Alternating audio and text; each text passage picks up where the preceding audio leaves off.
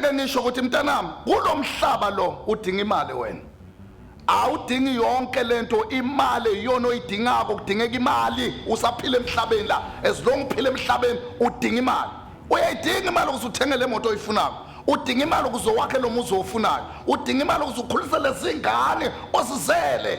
Nasize emalini vula amehlo. Imali ayidinga kakhulu. You need money to survive.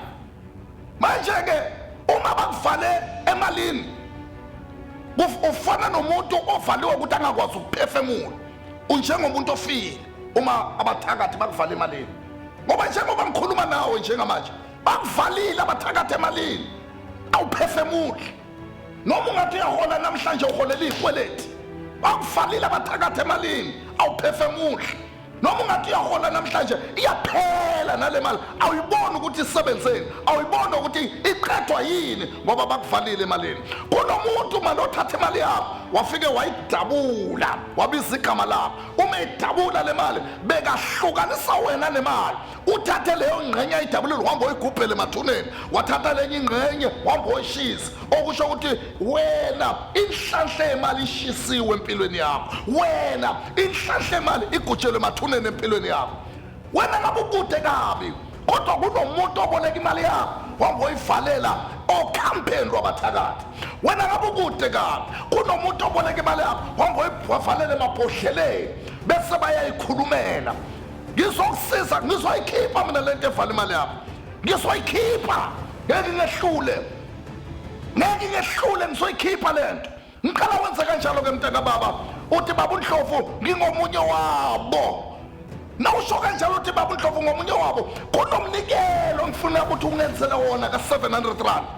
Umnikelo mntanama nguphoqi na ungathandi anguphoqi man. Umnikelo uthi baba uNdlovu ngalo mnikelo ngithi nami angiphume kulezi inkinga zemali ngoba ngiyanqwile ekweletini.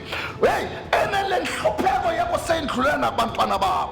Enele nhlupheko yakho seyindlulela nabantwana babo. Ngiyumnikelo ka 700 rand engiqala ukuthi ufake kule account oyibonako njengamanje. Ungafaka kwabanye abantu ungafaka kule account oyibonako kule screen.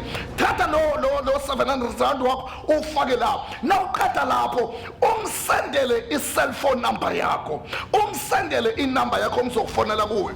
Ubhala uthi mina ngubani wakazibani ufake inumber yakho.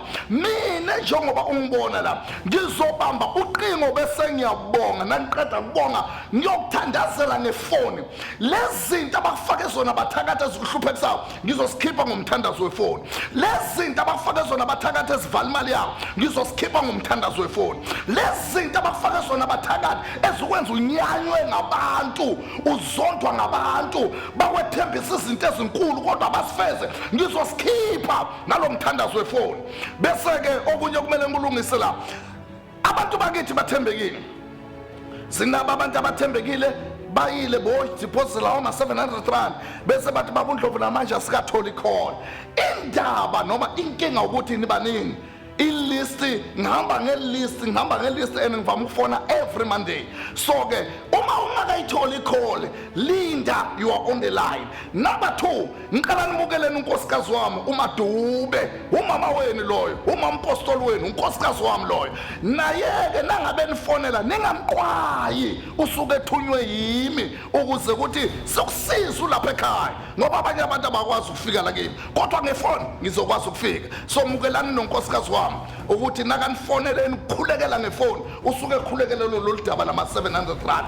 Ene okunye ukukhuthaza komntanami qhubeka nje wenze njalo uthembeke ufake lo mnikelo wakuthi baba uNdlovu umnikelo wokuthi ngiqela inhlanhla ngiqela impumelelo ngiqela izinto zilunge nabantwana bami. uNkulunkulu akakubusise usagijimela ebhenki lakho FNB uyowenza kanjalo. God bless you.